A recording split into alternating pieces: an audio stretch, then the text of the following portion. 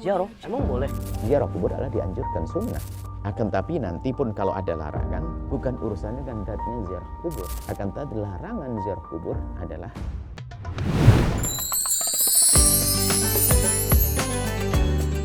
Ya bulan dapat apa ya? Ikut ziarah? Hah? Ziarah, emang boleh? Kenapa enggak? Bukannya Rasulullah juga mengajarkan? Mana dalilnya? Yuk kita tanya Buya. Bismillahirrahmanirrahim. Assalamualaikum warahmatullahi wabarakatuh. Alhamdulillah wassalatu wassalamu ala Rasulillah Sayyidina Muhammad ibn Abdillah wa ala alihi wa ashabihi wa mawalah amma ba'd. Anda yang sangat kami cintai, Anda hamba-hamba mulia, Anda hamba terkasih Allah Subhanahu wa taala. Bersama ini kami ingin hadirkan satu permasalahan, yaitu tentang ziarah kubur. Semoga Allah memberikan pada kita kelak husnul khatimah. Kita semua akan masuk liang lahat, kita semua akan mati, itu yang harus kita hadirkan. Adapun pembahasan tentang ziarah kubur disepakati oleh para a'immah. Tidak ada yang berbeda pendapat tentang kebolehan ziarah kubur, bahkan anjuran ziarah kubur. Dari yang semula dilarang, kuntu nahaitukum an ziyaratil kubur, yang mula-mula Nabi melarang ziarah kubur, dan begitulah syariah. Selagi masih ada Nabi, ada perubahan-perubahan. Sekarang setelah itu Nabi sekarang ala fazuruha. Kemudian setelah itu Nabi mengatakan, sekarang ziarahlah kalian ke kubur. Nah, jadi Nabi mengajarkan kita ziarah ke kubur. Fa'innaha, karena ziarah kubur itu turikul qalba, melembutkan hati, wa tudmi'ul aina, menjadikan mata mudah menitik, menangis karena memikirkan, merenung bahwasanya kita akan masuk ke sana. Wa tudzakirul akhirat, mengingatkan kita akan adanya akhirat. Jadi ziarah kubur adalah penting agar kita semua yang sombong, congkak ini sadar bahwasanya kita akan mati di liang lahat. Suara lantang pun akan hilang.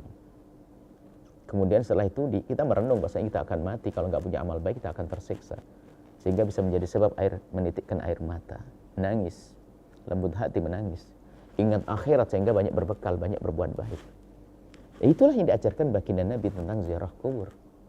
Setelah keterangan sejelas ini, mana mungkin ada orang yang berkata ziarah kubur menjadi tidak boleh, ziarah kubur menjadi haram?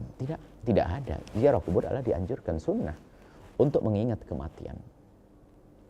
Akan tapi nanti pun kalau ada larangan, bukan urusannya dengan datnya ziarah kubur. Akan tapi larangan ziarah kubur adalah berkenaan dengan cara-cara yang tidak sesuai. Barangkali berbaurnya laki dengan perempuan sehingga terjadi berdesak-desakan. Maka kami himbau Anda sebagai wanita mulia, jika di sebuah tempat untuk ziarah kubur ternyata tidak terhormat bagi Anda tidak perlu ziarah kubur. Atau Anda tergolong orang yang sangat tidak kuat, sehingga ziarah suami, ziarah orang tua lalu menangis, lalu menjadi sebab Anda melakukan suatu gerakan-gerakan yang tidak Anda sadari, yang mungkin bagi seorang pria dianggap suatu yang tidak elok, menangis dan seterusnya, maka lebih baik Anda tidak usah ziarah kubur. Nah, seperti itu. Tapi bagi orang normal wajar ziarah kubur, dan Anda sebagai seorang wanita harus waktu yang terhormat menjaga kehormatan Anda. Jadi pelarangan ziarah kubur adalah dari sisi cara-caranya. Kita harus waspada dalam hal-hal semacam ini. Jangan dikit-dikit haram. Sampai ada orang berlebihan sampai melarang ziarah kubur baginda Nabi. Ini kan aneh sekali. Ziarah kubur secara umum saja boleh, bagaimana ziarah kubur baginda Nabi Muhammad SAW? Ada memang pemikiran semacam itu. Sehingga kalau kita cermati, ini pemikiran yang sangat aneh dan sangat jauh. Kok kubur orang biasa boleh, kubur Nabi jadi tidak boleh? Kadang bersadarkan satu hadis yang tidak ada hubungannya dengan ziarah kubur. La tusaddu rihalu ila thalath masajid. Kita tidak boleh mengencangkan kendaraan untuk ziarah kecuali ketika masjid.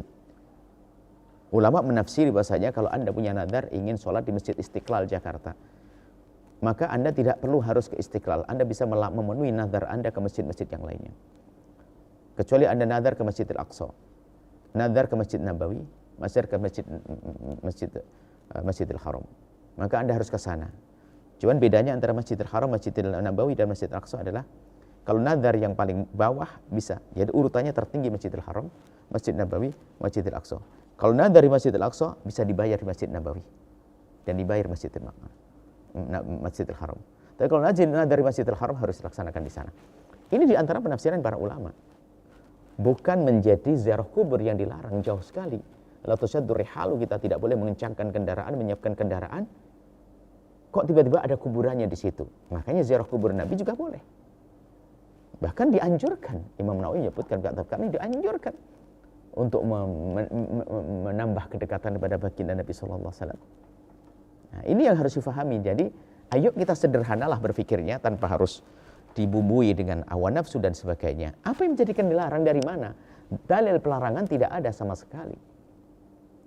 Kalau masalah nanti takut menyembah, ya kamu menyembah tuh jangankan kok kubur. Meja dia boleh, saya nyembah meja, sholat juga nggak boleh kok. Menyembah ya, kalau menghadap namanya sutratul musolli, satir musolli. Menyembah siapa saja, nggak harus kuburan, nggak boleh.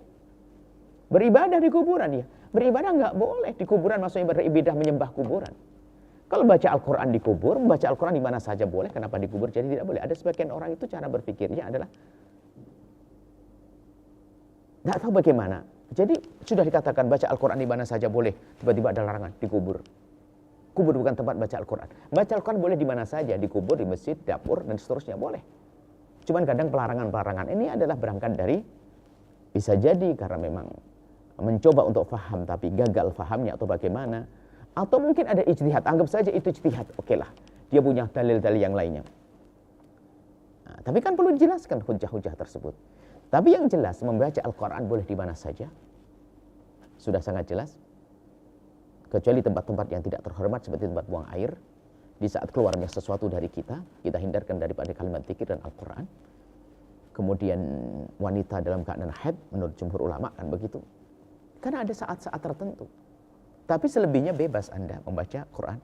Termasuk apa yang kita lakukan di kubur. Pertama adalah mendoakan.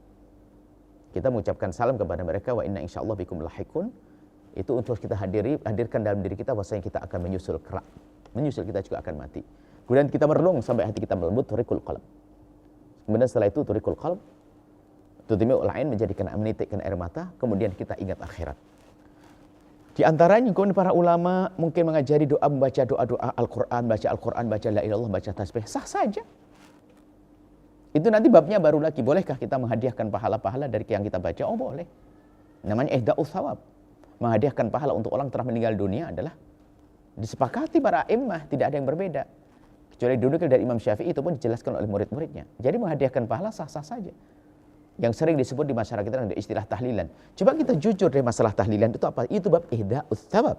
Menghadiahkan pahala, baca Al-Quran, baca zikir, baca tasbih, baca tahlil dan seterusnya.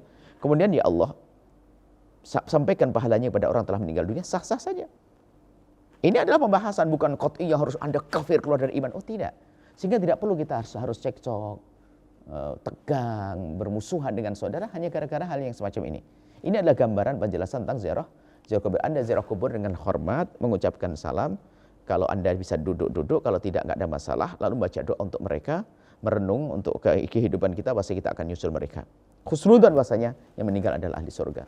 Setelah kita kembali selesai dengan cara terhormat, datang dengan cara terhormat, maka itu ziarah kubur yang dianjurkan. Ziarah kubur adalah dianjurkan. Sunnah dianjurkan untuk menghidupkan hati yang mati, untuk menjadikan kita semakin ingat akhirat agar kita punya persiapan yang lebih banyak lagi. Masya Allah, ini yang bisa kami sampaikan. Muhibbukum fillah. Assalamualaikum warahmatullahi wabarakatuh.